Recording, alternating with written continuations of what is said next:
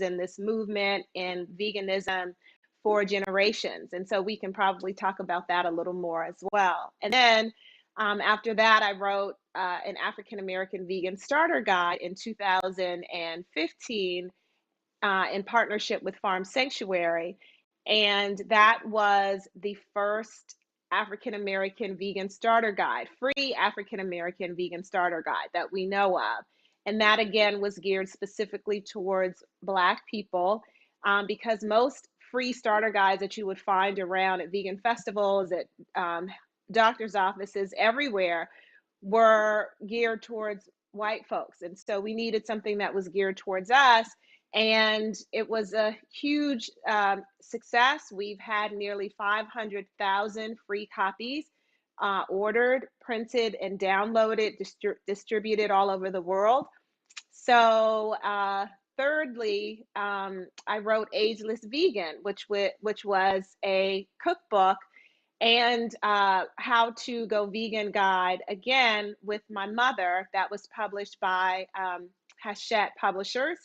And we wrote that in 2018, and that was exciting because my mother went vegan with me when she was in her 50s, so 35 years ago as well, coming up on 36 years.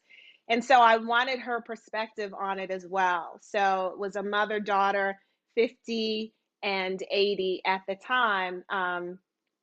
And 100 of our favorite recipes. So those are the three, two books and one 40 plus page guide that I've written. Wow, that's amazing.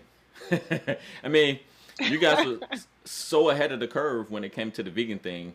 I bet you're probably overjoyed with the response that is getting overall in our society today. Absolutely, absolutely. I also want to give a shout out to one of my sisters in particular, Maria McQuirter, who we both co-founded the very first vegan website for Black folks. So the first vegan website by and for Black people on the internet, period, in 1997. So there were only 5 vegan websites on the internet in 1997, and ours was the first one by, of that 5, ours was the first one by and for Black vegans. So yes, I have actually been doing this work a very, very long time. And that was also an influential website as well because it didn't exist before. And we kind of made it a weekly online magazine. So, yeah, I've been doing this work a long time. So I have the benefit. I learned from folks who had been doing it even longer than me, which I can, talk about a little later in our conversation. Um, but just in terms of seeing how it's expanded online and in the culture as well has just been phenomenal and amazing to watch. And I'm happy to have been a part of helping that expansion to happen. Now, you mentioned that you kind of like been a pioneer as far as introducing veganism to the African American community. So, what are some of the unique things that are in place? Being a Black vegan versus any other kind of race.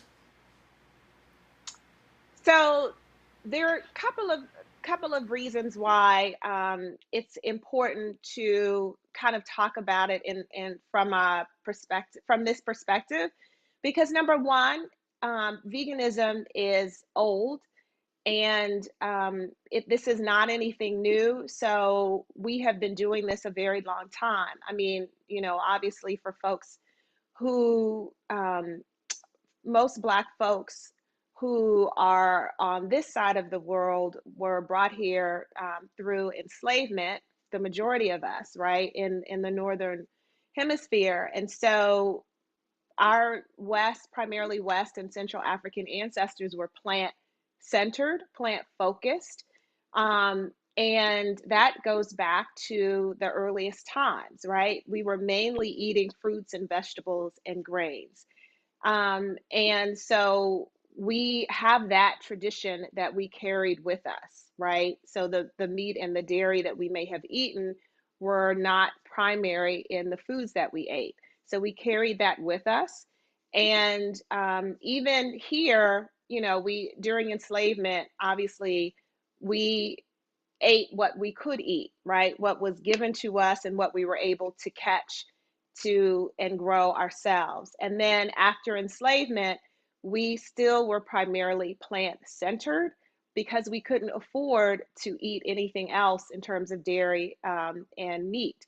And so you had that going on as well. And we were able to make healthy make our foods healthy, right? Based on the plant based, the beans and nuts, the grains, the fruits and vegetables that we grew, that we bought.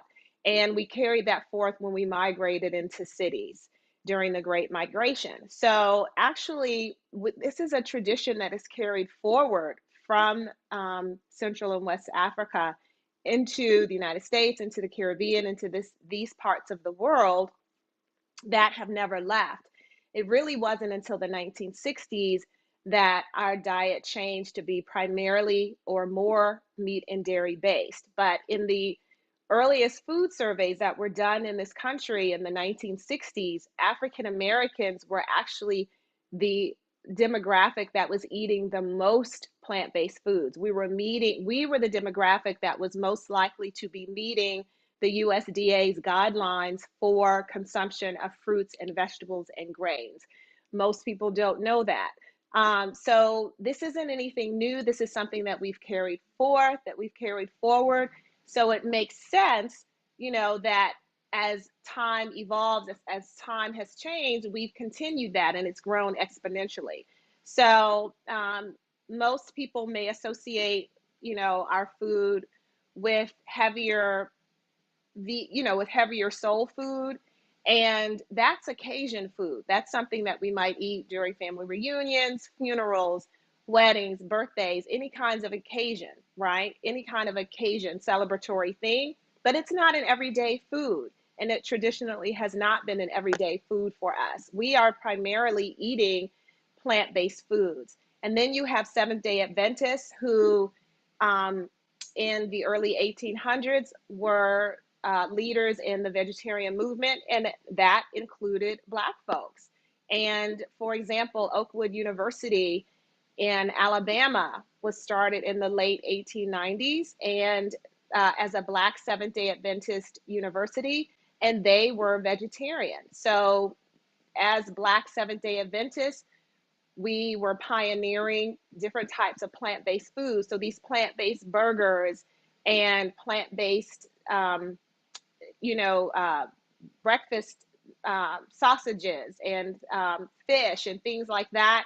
We were pioneering those. There's nothing new there either. Plant-based cheeses, plant-based yogurts, plant-based milks, plant-based ice creams. These Seventh Day Adventists were pioneering that hundreds of years ago, in the 1800s and 1900s. So we already have been leaders and innovators in the vegan movement. This is nothing new. We're just carrying forth. We're running our part of the race in that tradition. Oh, that's awesome.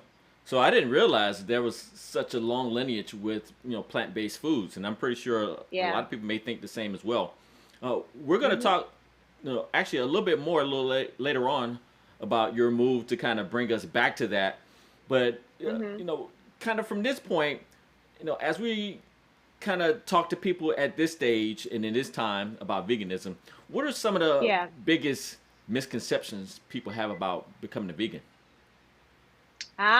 So some of the biggest misconceptions are that the food is not going to taste good.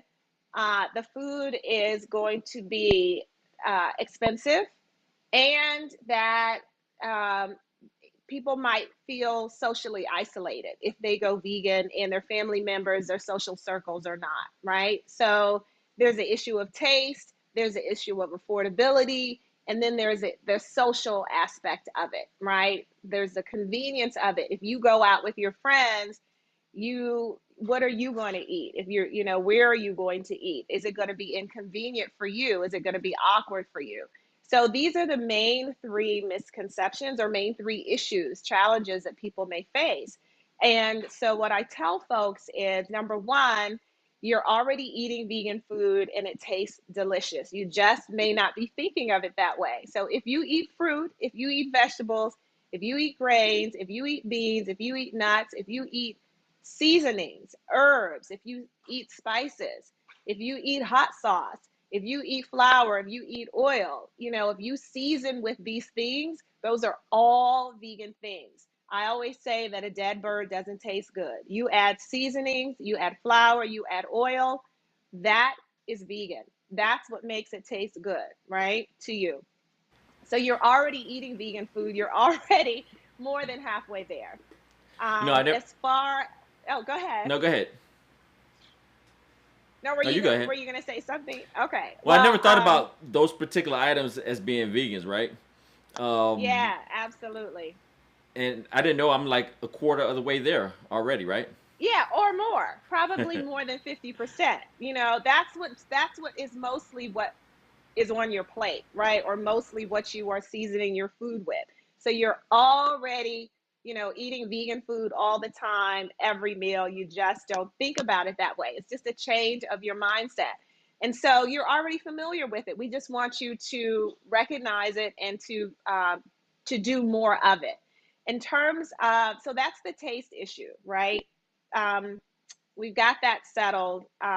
Vegan food is actually it's worldwide cuisine: Ethiopian, Thai, Indian, Mediterranean, all African. There's so many foods that are plant based. They may not be primarily plants, but they are plant centered, plant focused. So it actually opens up your palate. And so that's the taste issue. I will say The this, and I'm sorry to Yeah, interrupt you. As far as it's the okay. taste, um, getting good vegan food doesn't seem to be as convenient or available as the traditional kind of foods that we have right now. I think that's part of maybe the difficulty. Yeah. If you want to get a burger or pizza or a steak or fish, you can get that almost anywhere at any time. Mm-hmm. When you talk about, you know, a vegan options, those may be, you may have less accessibility to those. So maybe that's part of the misconceptions as well. Now, how do you address people say, well, it's hard for me to get vegan, and also the other part Mm-hmm. to that, that it could be maybe expensive. As a Right. family, it may be a little cheaper to get a pound of meat versus a pound of broccoli. Broccoli at $2.99 a pound, and and that's just a side, right? Unless you make it a Yeah. your entree. So Right. how do you Right. So, tell people? How do you make the mhm. economics works of being a vegan? So it's actually not. It's not hard. You just have to rethink it. So your meals. So let's take that affordability issue, because that was the second challenge, right? So if you are somebody who, let's think about what are your maybe top three meals you or your family you might make during the week. It might be a stir fry, it might be a pasta dish, and it might be a some kind of burrito, some kind of wrap. It might be some kind of soup or chili, anything like that. It might be something a little fancier. It might be lasagna, right? It might be a pot pie. All of those things can be made vegan and are already primarily vegetables. So let's take the stir fry, because that's a really common dish that a lot of people make during the week. It's quick and easy, feeds a family. So you have vegetables in it. You have all kinds of hopefully colorful vegetables in your stir fry already. So that might be onions and garlic and ginger and peppers and broccoli and string beans and mushrooms, cauliflower. It might be kale. It might be uh, collards. It might be zucchini. It might be eggplant, like any kind of vegetables, right? That are your favorites.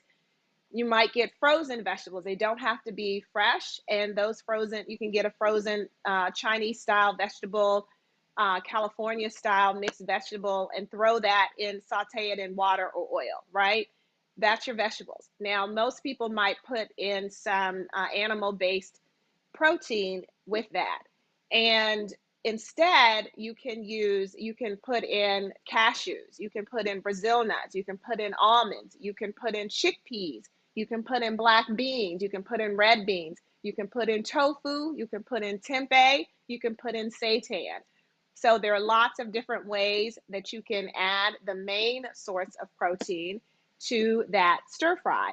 And you can have that over rice, you can have that over pasta, you can have that over quinoa. And in terms of rice, you can have it over black rice, brown rice, wild rice. You can have it over a whole grain pasta. You can have it over whole grain penne. And that is a very inexpensive that's a very inexpensive stir fry dish that you have that is actually healthier because the main sources of protein, the beans or the nuts or the tofu, tempeh or seitan, um, and seitan is just kind of a wheat gluten, made from wheat gluten, and it kind of simulates like a pepper steak.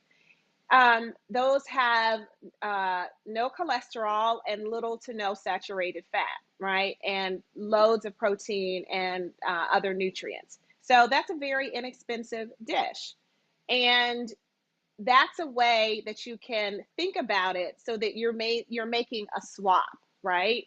And you'll find that if you use beans, if you use nuts, those are going to be, and you get them from the bulk bin from your typical grocery store, those are going to be less expensive, particularly if you use chickpeas or black beans. You can even use lentils, red beans. Those are going to be more inexpensive than buying ground beef, right? And so you have to think about whole foods, beans, all kinds of beans, all kinds of grains, all kinds of nuts as ingredients to make these dishes that you would normally make. So, what would you say to the person that says, I like the idea of being more plant based, but my lifestyle is too active? You know, I'm working out all the time. I got a job where I Mm-hmm. do a lot of walking and using a lot of Mm-hmm. energy.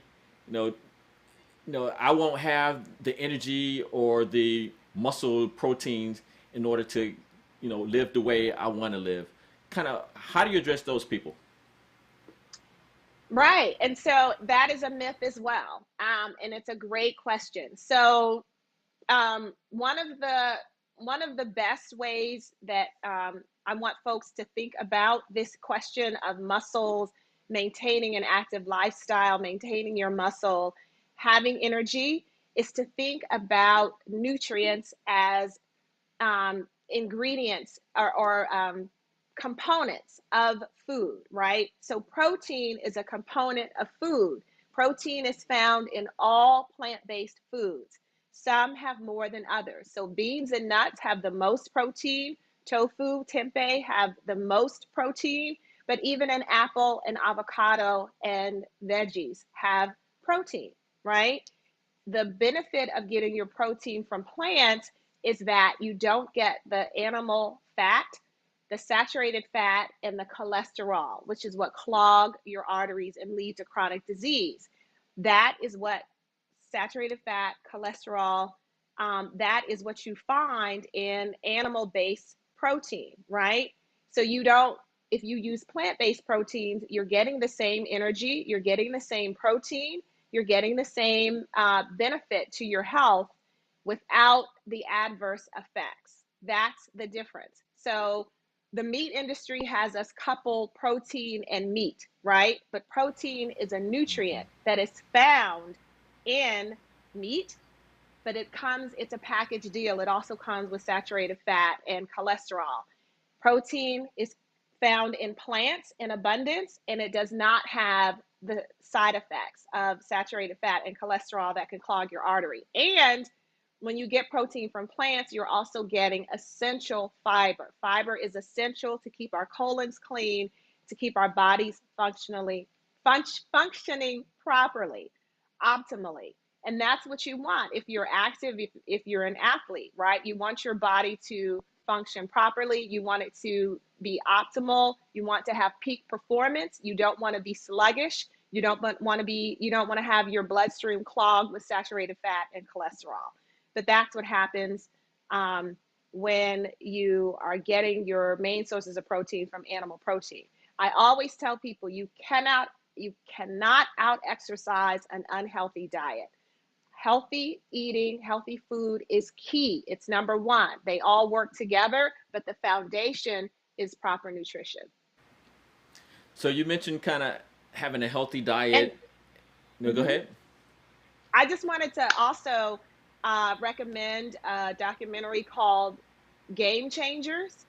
Um, I'm on there. I'm actually an advisory board member only because the movie is excellent, but it's all about athletes who go vegan to improve their athletic performance. And we're talking about top athletes, right? We're talking about bodybuilders.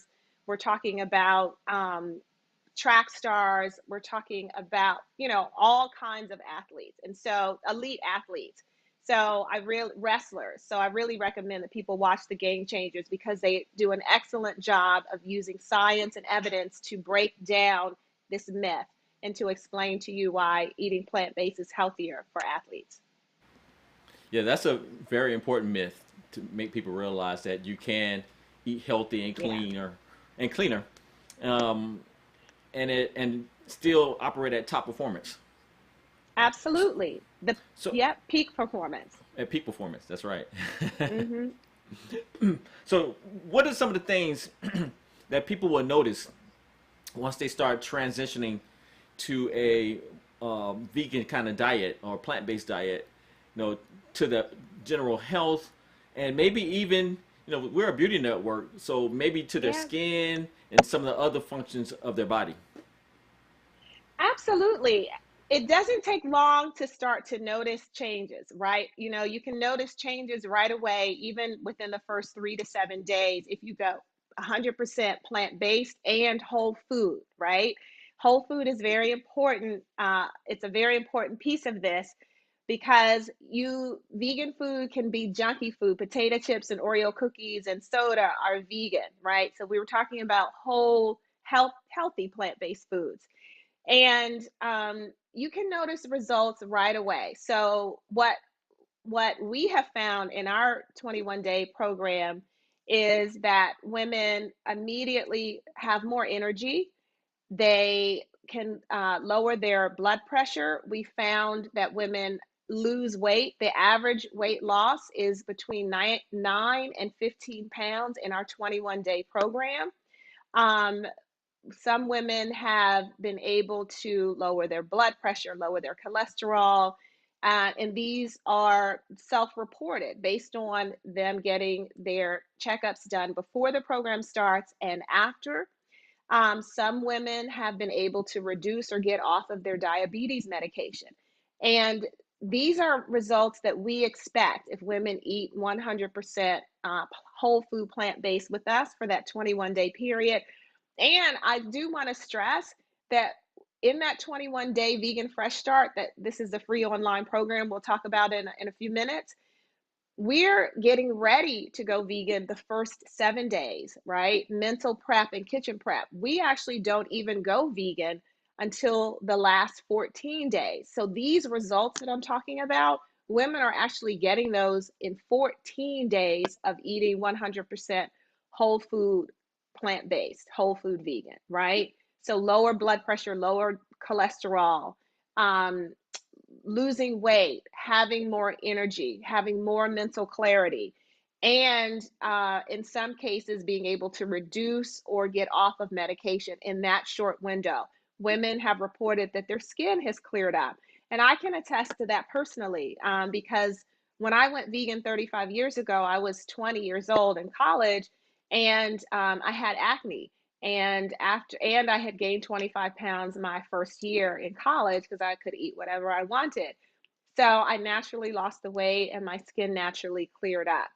And I say the glow is in the greens. The beauty comes from the outside, right? It comes from the inside out. It comes from the inside. Your health is reflected from the inside. That's the glow. The glow is in the greens, and the more dark leafy greens that you can eat during the day, the better, because they're the healthiest foods on the planet.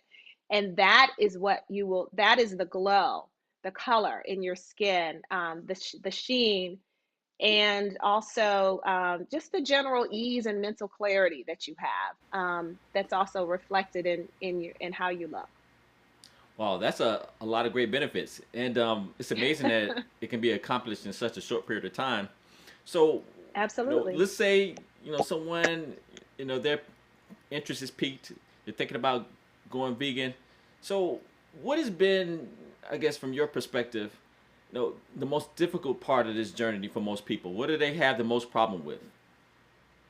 I really think that the most difficult part is not having community and feeling isolated. Honestly, I do, because if you are doing this, if you live alone, whether you live alone or you have a house full of people, family members, partners, children, parents, and you are the only one in your household who is deciding to make this change, and you are the one who is still cooking for everyone else, so you're still cooking meat and dairy, can be very, very challenging, because these are the foods that you ate just yesterday, right? That you are no longer trying to eat.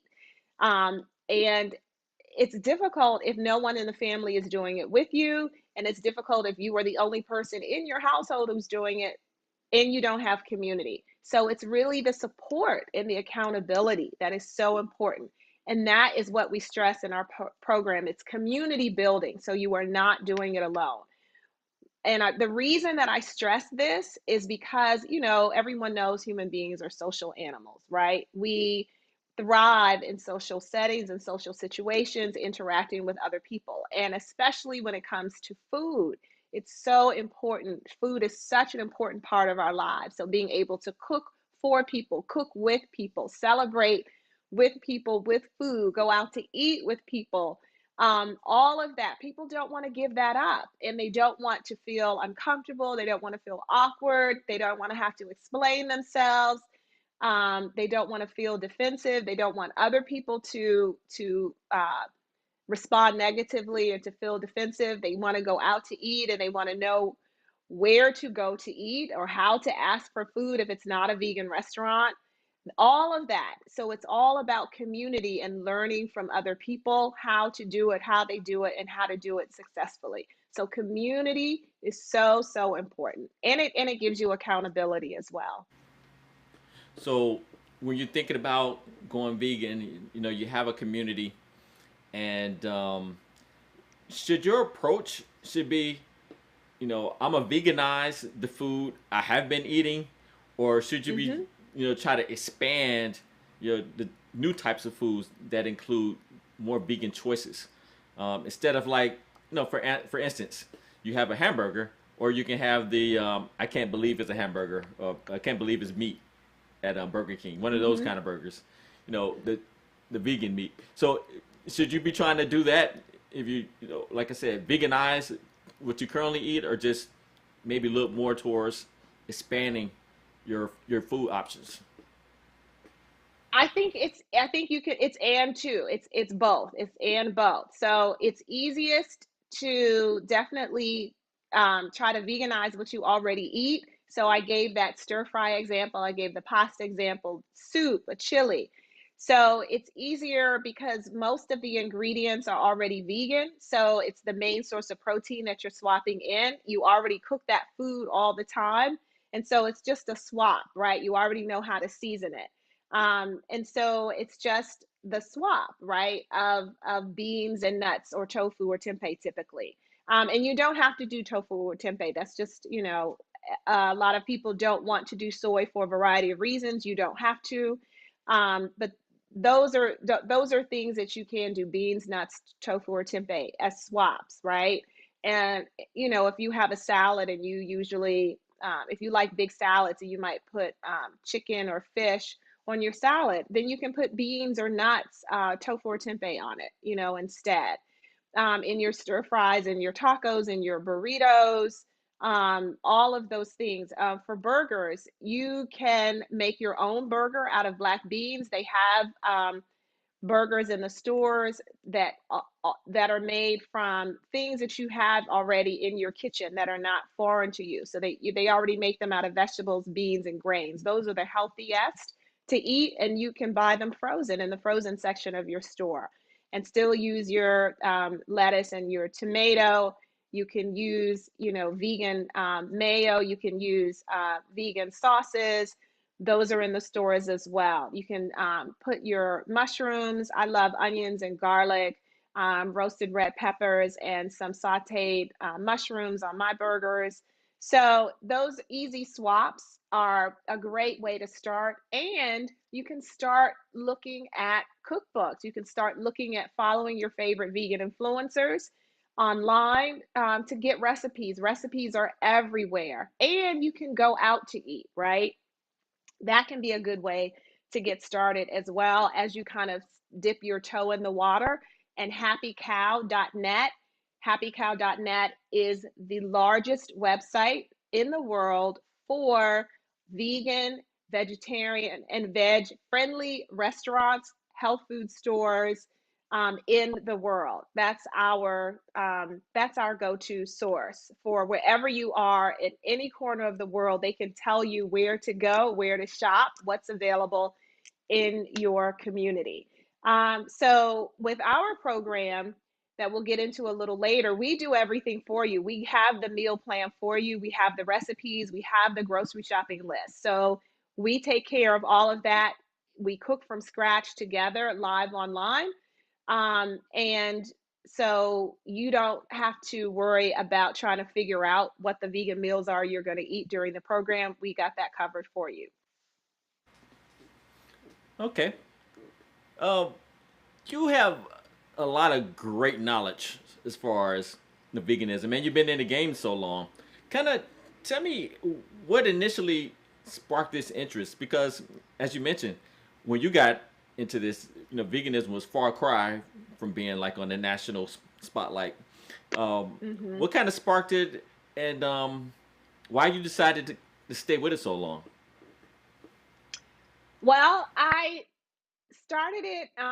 started going vegan when I was in college at Amherst College in 1986. But I have to say that my mother planted the earliest seeds for me and my two sisters, in that she was health conscious. So growing up, I was born in 1966. I'll be 56 next month. And growing up in DC in the 60s and 70s and 80s, my mom was health conscious. So we were omnivores, meaning we ate meat and dairy and plants. Um, but we didn't have junk food. We didn't have sweets. We didn't have a cookie jar. We didn't have sodas. We had whole grain cereal. We had skim milk. We had whole wheat bread, because my mother, was really interested in reading up about health, raising healthy children. And so that's what she had for us.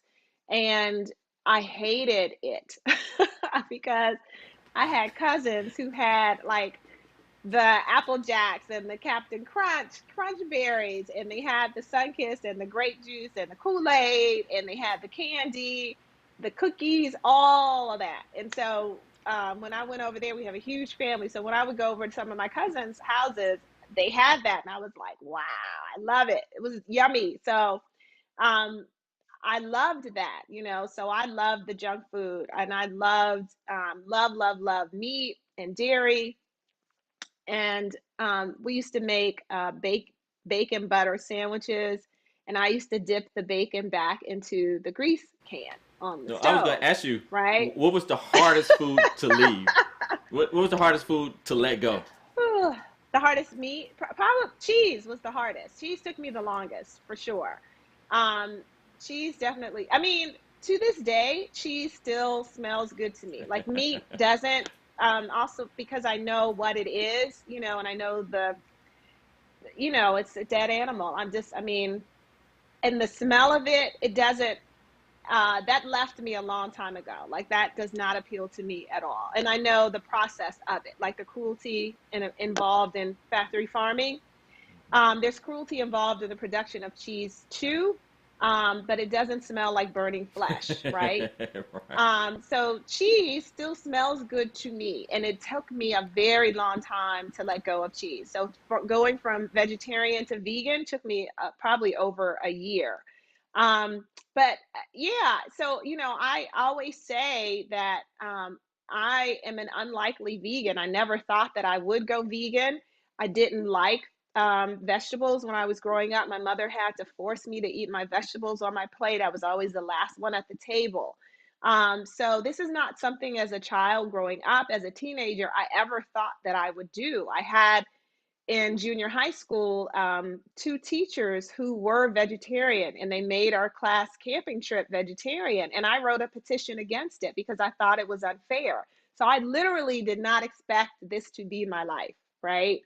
Um, but my sophomore year at Amherst College, our Black Student Union brought Dick Gregory to campus to talk about the state of Black America. And instead, he talks about the plate of Black America and how unhealthfully most Black folks eat and why we should be vegetarian. And we didn't know that he had become a vegetarian 20 years earlier in 1965 because he extended the practice of nonviolence during the civil rights movement. He was a right hand person to King. He extended nonviolence to encompass animals. And so he stopped eating animals because of the cruelty involved in production of animals for factory farming, right? For meat and dairy.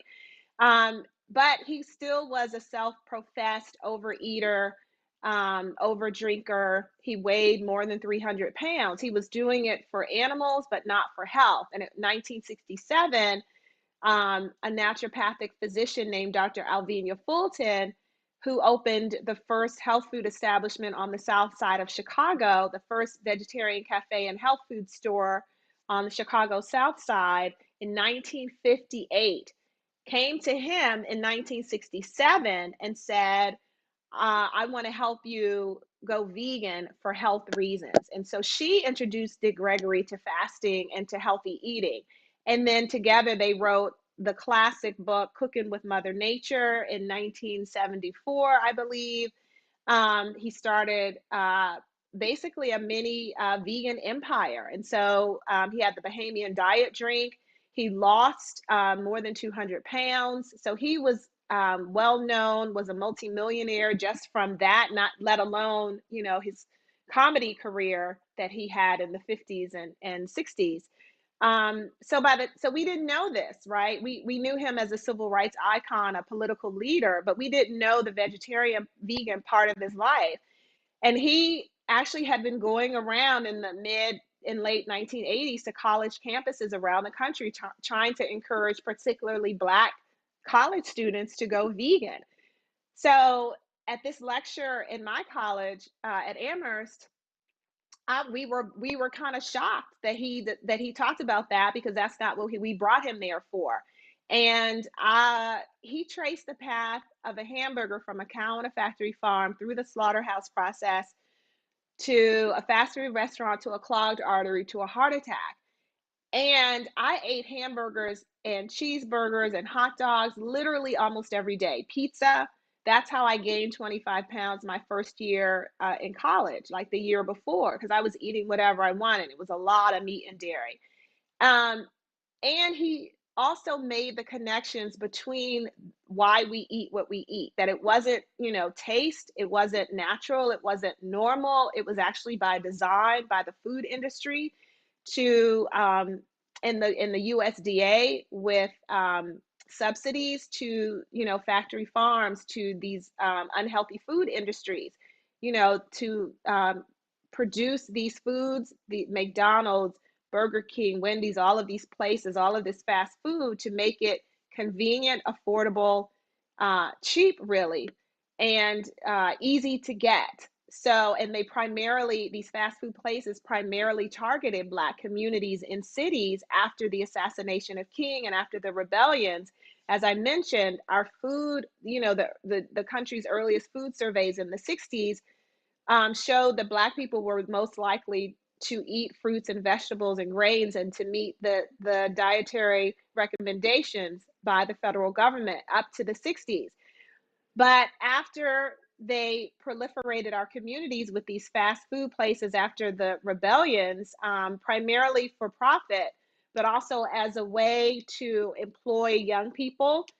You had civil rights leaders who were welcoming these fast food places into Black communities because it was a way for to employ young people, right? And so Black entrepreneurialism, Black capitalism became a way to quell unrest and rebellion, after King's assassination. And so within a 10-year period, we were the least likely to meet these recommendations for fruits and vegetables and whole grains. So this was by design, right? So Dick Gregory talks about all of these things that I had not known anything about, hadn't been told about. And I was a budding activist. I was questioning so many things that society was telling me I should do. I took the relaxer out of my hair. I was taking all of these classes on racism and sexism, imperialism, homophobia, classism, colorism, like all of it, right? So I was ripe to hear that the way that society was telling me I should eat was problematic. And so that's why it resonated so strongly with me. And I immediately gave up hamburgers and hot dogs and meat after Dick Gregory's lecture. It lasted for about a week.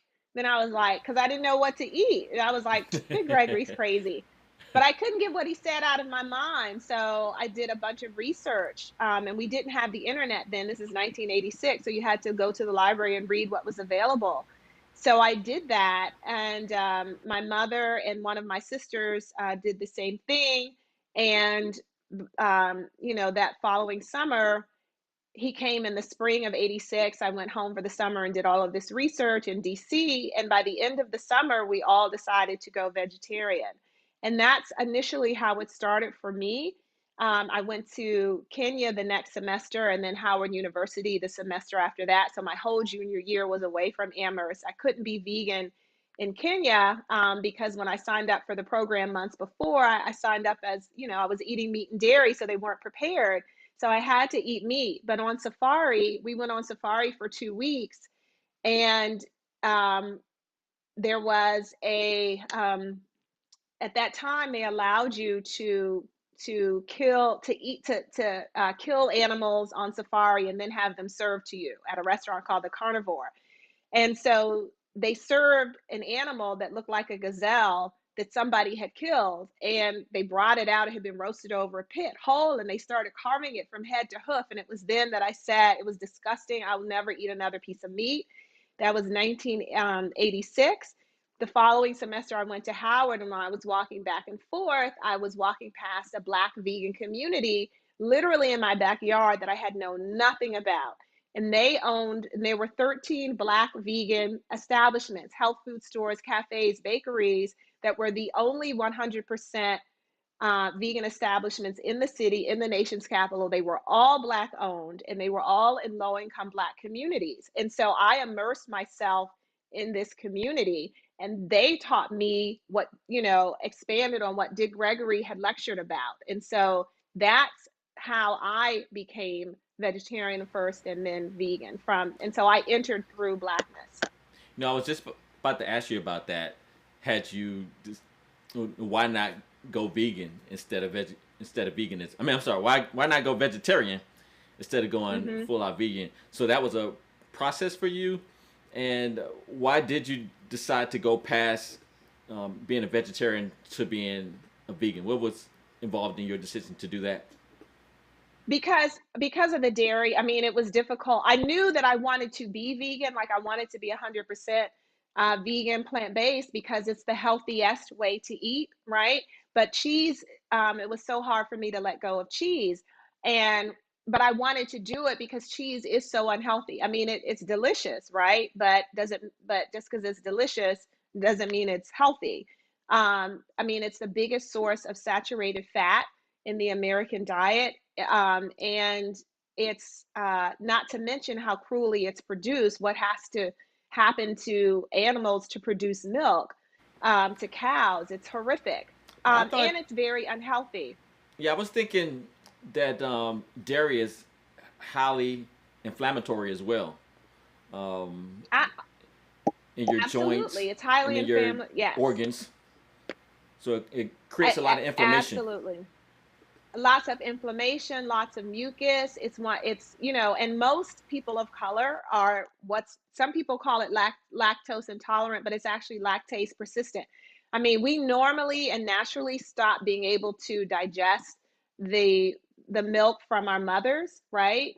Because we're being weaned. We are then supposed to eat plant-based foods. We're then supposed to eat the beans and nuts, the greens, the whole grains, the fruits, the vegetables. So we start to lose that enzyme that allows us to break down the milk sugar in our mother's milk. But we are supposed to be drinking our mother's milk, not the milk of cows, not the milk that's purely something that the dairy industry decided to promote for us, right? But dairy milk is one of the leading causes of asthma, one of the leading causes of among children. It's one of the leading causes of, excess mucus, inflammation, colic. There's so many reasons there's so many problems with cow's milk for babies. I mean, cow's milk is meant to have a 600-pound calf grow into, 1,000-pound cow. Um, I may be getting I think it's 600 to 1,000. And they're only consuming their mother's milk, cow's milk, right? So imagine all of that animal protein, the cholesterol, the saturated fat. It's normal for that animal, but we're not growing cows, right? We're growing infants, human infants, and they need their mother's milk up until they're weaned, and that's it. So when you are feeding them all of this other stuff that's coursing through their bodies, it's creating inflammation, can lead to asthma and so many other issues. And so, yeah, and we're consuming that as adults in cheese and dairy, drinking milk itself. So it's extremely unhealthy. And it's actually criminal that the USDA still recommends, despite knowing that most people of color, are lactase persistent, so-called lactose intolerant, Native Americans, African Americans, Asian Americans, primarily, but yet they still recommend that. And doctors get very little nutrition education and very, very little plant-based nutrition education. So they don't know.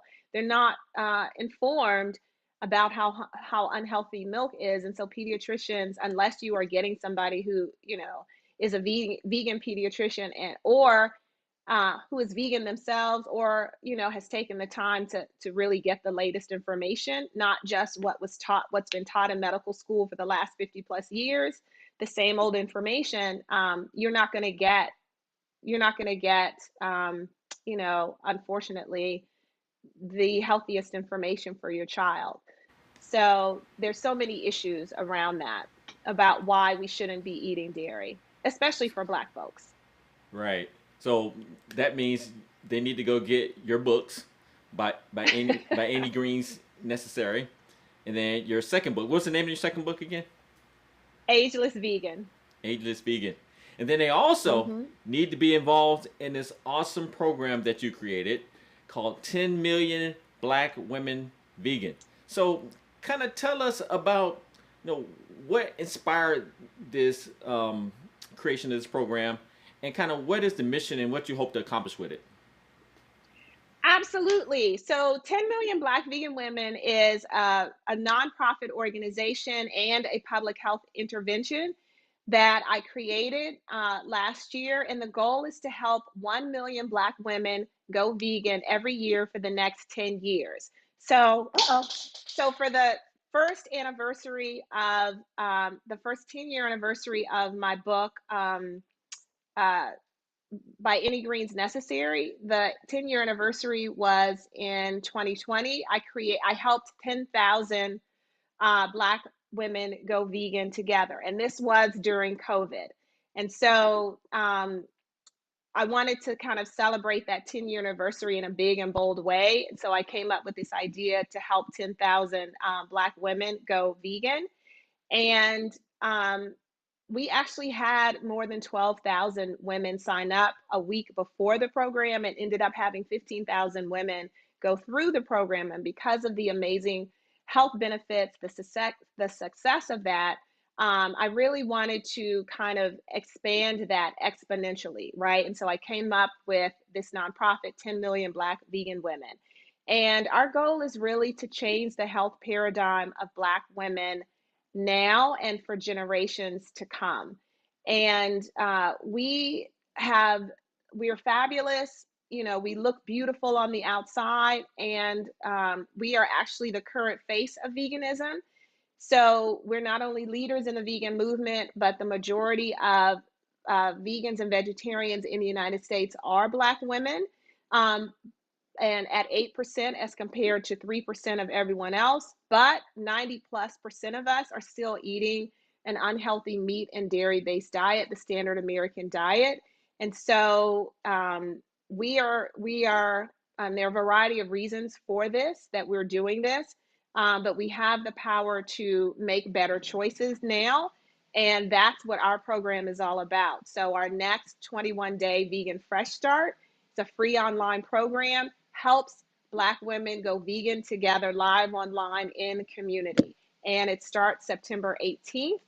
And that's the program that we would love for everyone to sign up for. And so you can find out more about it at 10millionblackveganwomen.org or at 10mbvw. Yeah, that is a awesome program. You know, you know, people normally when they talk about beauty, they normally leave out the wellness and nutrition aspect of that. And so that's why we're happy to partner with you guys to make sure women take advantage of this program. And like you said, it's free, and it has all these cool benefits that you mentioned earlier that you would see immediately: weight loss, lower cholesterol, clearer skin. So these are all things that kind of contribute to an overall beauty that we all should be our goal. And I appreciate you for creating this, but I also want you to talk about some of your advisory board. You got some great people involved in this. Just kind of talk briefly about that. Yeah, absolutely. Thank you. So we have board of directors. We have awesome women on our board of directors, and as you mentioned, on our advisory council itself, our advisory committee, we have Bryant Terry, we have Dr. Columbus Baptiste, we have Deetra Dennis, we have Susan Vitka, we have Persia White.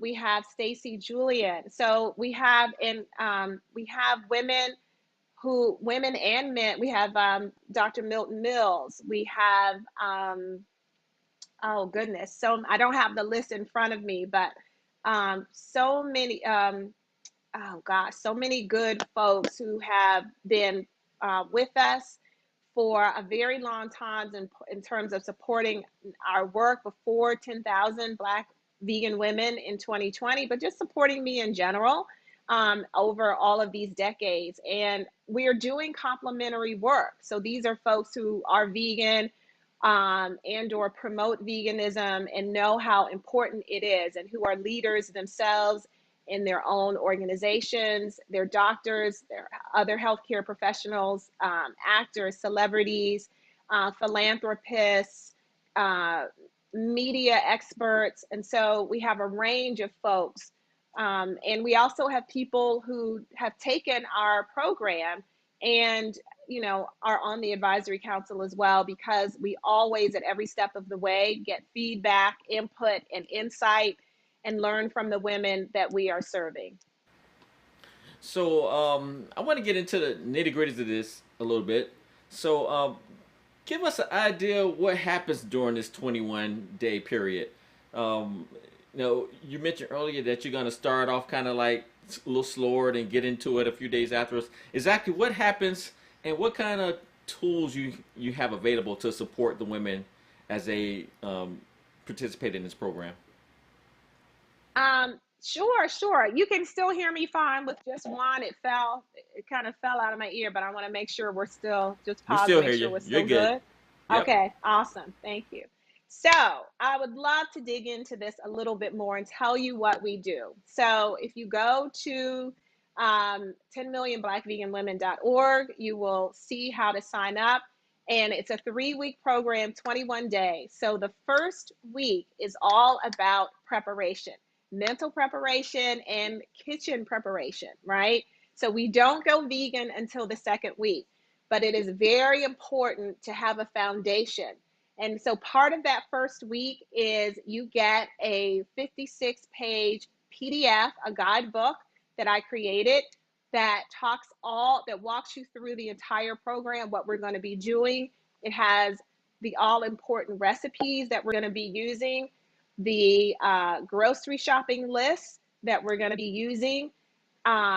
It has a glossary of information, the terms that we're going to be using that may not be familiar to you. It's going to have nutrition tips. So there's kitchen tools. There's so much great information. The PDF is kind of our guide for the 3 weeks. We have live Zoom sessions where you get to talk to me, do Q&A. You get to come up on screen and meet each other, the other women who have signed up with you, the other Black women in the program. We do breakout rooms so you can meet each other, encourage each other, see each other, so that when you come into our online community platform, you have already met some of the sisters and you can start engaging with them right away. Our online program takes place on our own community platform, and it's a hub, it's a family, it's the center of where our community lives. So we're not on Facebook, we're not on YouTube, we're not on Instagram, except through our social media handles. But the actual program takes place on our own online hub, and it is a fabulous community with pre-recorded videos, with live conversations, community chat, resources, more recipes. So it has everything so that we're active and engaged with each other during the entire 21 days. But that first week, you have to talk about your why. So you have to write, and I say have to because we really urge you to get clear about why you want to go vegan. Why are you doing this 21-day program? Is it because you have a health condition?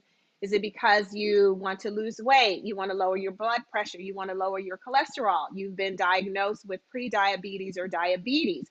You have had a heart attack. You have had a stroke.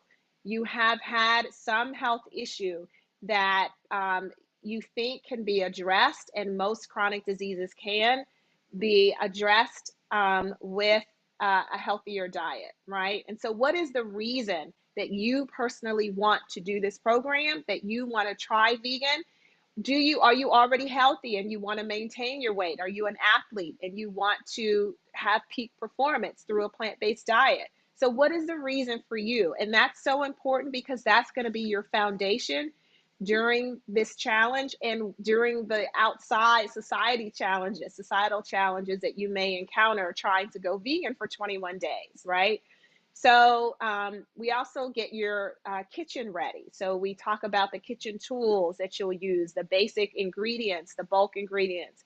We go shopping, and we kind of get you grounded in that first week, right? Get you ready. The second week, we go vegan together. So you are going to be cooking along with us, with our chefs, our guest chefs. We have live cooking classes. We have pre-recorded cooking classes. We have Zoom sessions. And we are going to be eating together. Most importantly, you're going to be uploading your food photos and talking about how it was for you to make the recipes, to go grocery shopping, to eat the food, and to encourage other women who are doing it with you. See how they're doing and interact with them. And we also start our free fitness classes. So we have a fitness component with Coach Stacy J. And we are doing fitness classes as well. And those fitness classes are pre-recorded and live. So we get you live and pre-recorded so that you can always access the information. And then we do that again in the third week. And then we have a celebration Zoom call at the end. And if you you participate, at least 75% of the program, you get a personalized certificate of completion after our celebration call with our celebrity guest. So there's a whole lot that happens in our program, and we are basically holding your hand to get you to take this step. And even if you're already vegan, this is a great way for you to get new recipes. This is a great way to have a refresher for you. And it's also a great way for you to get your family and friends to go vegan for 21 days if they have not been able to hear it from you. Sometimes you can't hear it from the people who are closest to you, right? Or you need some quote unquote experts in their minds other than you, um, to kind of guide them. And so it's for everybody, wherever you are. If you're pre-vegan, if you're a curious vegan, if you're an experienced vegan, we have tailored this for everybody.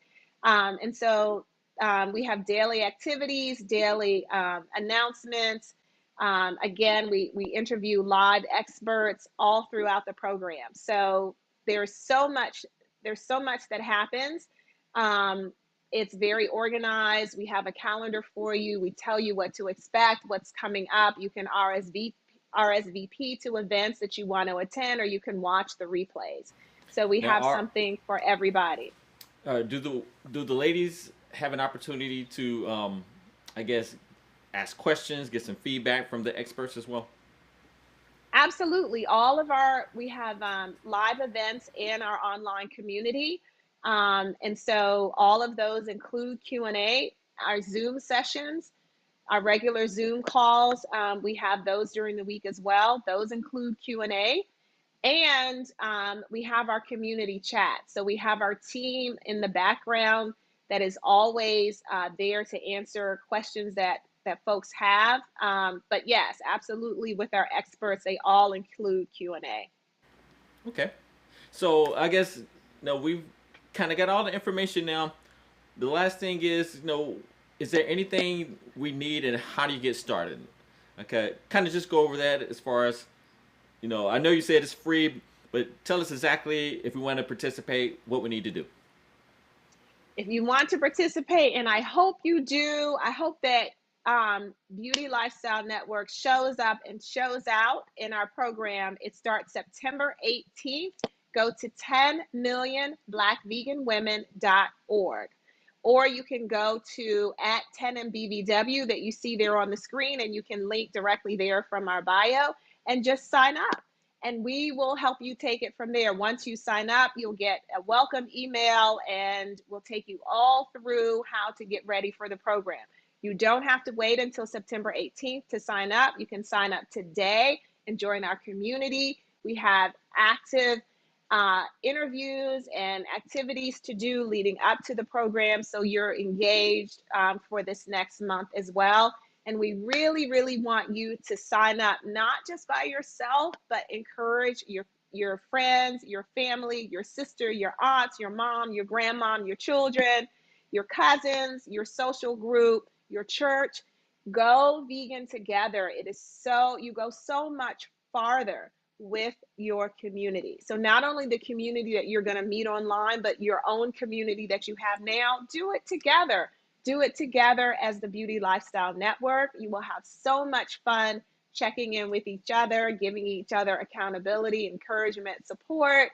And you'll just have a lot of fun if you do it with each other as well. Well, there you have it. You have all the reasons to get involved: health, community, and just upgrade your beauty and your inner peace and your inner health in a very positive, fun way. Introduce some great new foods, or maybe twist on the old foods. So this should be a lot of fun.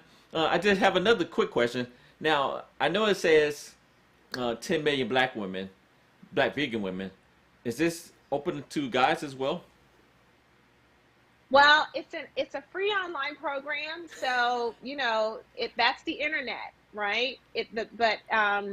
The program is geared to Black women, and so that's who the program is for, and that's who our target audience is. And we have had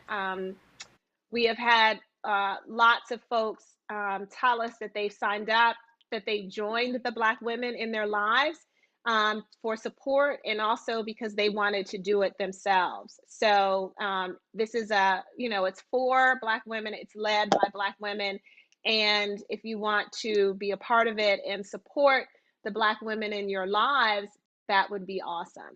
It would really, it might be wonderful if you are partnered with a Black woman or related to a Black woman, and it will not only benefit you, but it will really help them as well to stick with it.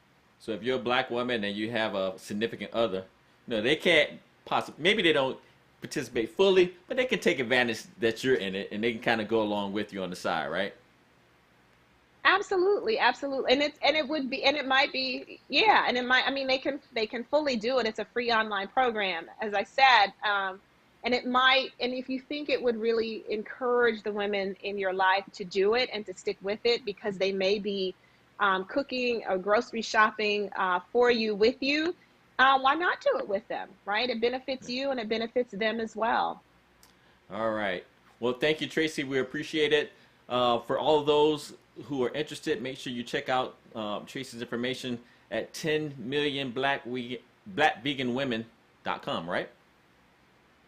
.org, 10millionblackveganwomen.org. Yeah, I know it's a mouthful, but we purposely titled it that so that people know exactly what our goal is. 10 million Black vegan women. So it's 10millionblackveganwomen.org. That's where you go to sign up, and I really, really hope to see you all there. I think you'll love it, and it's just a great way to get your feet wet into veganism, or again, to refresh your veganism if you're already there. All right. Well, as Tracye mentioned, make sure you check out the website.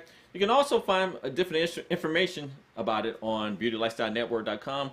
We have a page talking all about it. It has Tracye, and has a beautiful video, and has a link to where you can sign up as well. So make sure you check out beautylifestylenetwork.com. We've today been talking with Tracye McQuirter. She has this wonderful organization called 10 Million Black Vegan Women, and it's been a pleasure, Tracye. I appreciate it. Thank you so much. I really enjoyed talking to you. Thank you. Right. Bye-bye. Bye-bye. Thank you, guys. We'll see you next time. For me, purchasing beauty products was not that great of an experience.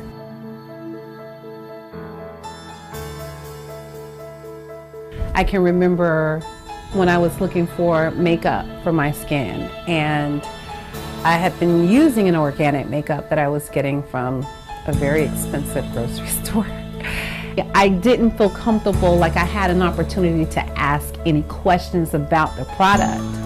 And when I finally did get to a consultant and ask them, what's in this lipstick, what's in this, they really didn't know. So when it came to my hair, that was even harder. I would go into the beauty supply, and as you know, it's just aisles and aisles and aisles of product. But what I didn't know, what was right for my natural hair. And again, I was faced with the same dilemma. Who can I ask? Nobody really knew anything about these products. They were just selling them. It wasn't a great experience, not being able to get the right amount of information from the people who I was buying the products from. So that's one of the things that I love about the Beauty Lifestyle Network, is that it's a community of information, as well as a bunch of great products that have been proven to really, really give you the look that you're looking for when it comes to your hair, skin, and body.